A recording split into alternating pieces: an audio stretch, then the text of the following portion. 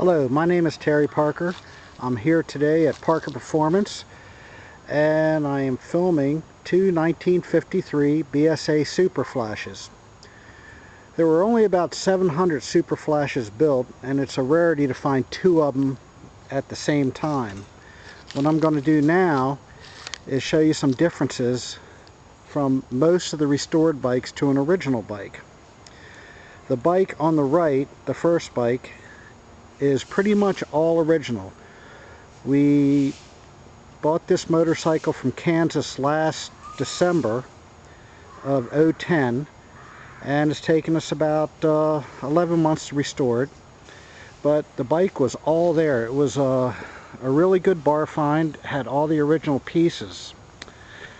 The bike on the left, which is my Super Flash, which I've had for about 6 years, was basically a basket case that I bought on the internet through the years, pieces here, pieces there, and it's basically a parts bike. But I'd never really seen a Super Flash. I had heard a lot about them, and I've seen pictures. So I think I did a pretty good job in the beginning, but after getting a real one, I see the differences in mine and his. Not many, but if you're restoring this type of motorcycle, you'll want to get it right. First thing I will show you is, if you look at the seats, the seat on this was restored by R.K. Leighton in England, and it costs about $200 total. That's to ship it there and send it back, which is a real good deal.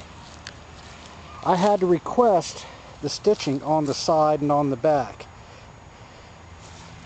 On the parts bike, you'll notice it has, this is R.K. Leighton's aftermarket seat already done, and it looks more like a Gold Star seat to me. But it, it still serves a purpose, and we never saw one before until now.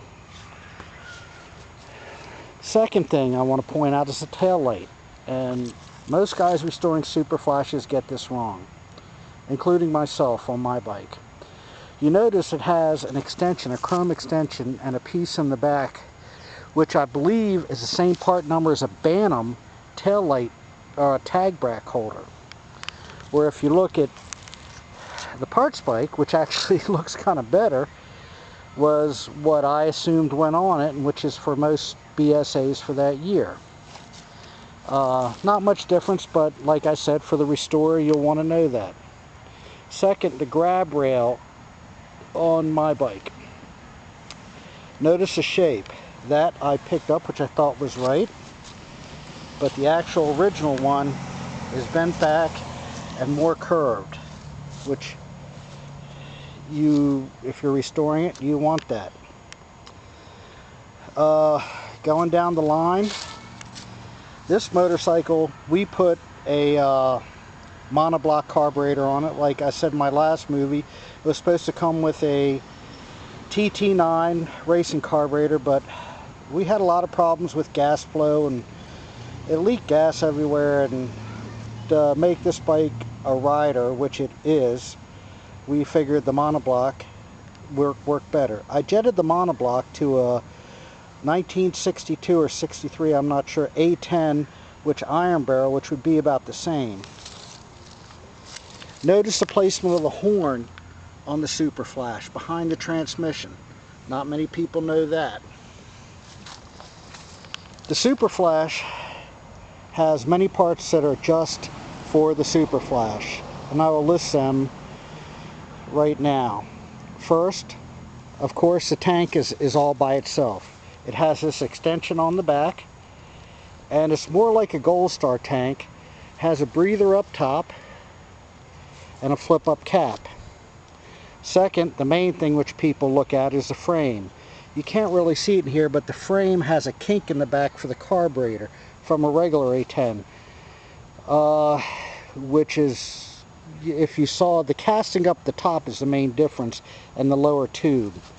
Also on a Super Flash, it has a place for rear sets, which how it came out. The rear fender stays, and the rear fender only Super Flash, because the right stay is a two-piece stay. The left stay is one piece. Looks something like the regular one, but it's a little different. The battery carrier on the superflash is also different. If you notice on a regular A10, I think it has a place for the air cleaner. The front fender is the same as a road rocket for 1954 and 1955. Same with the gauges. The headlight on a superflash has the pilot light underneath, which most of them have it inside the beam, which went later. The oil tank for this motorcycle looks something like off of M20, but it is different. It doesn't fit any other A10. Same with the toolbox. It's a little different shape than the regular toolbox.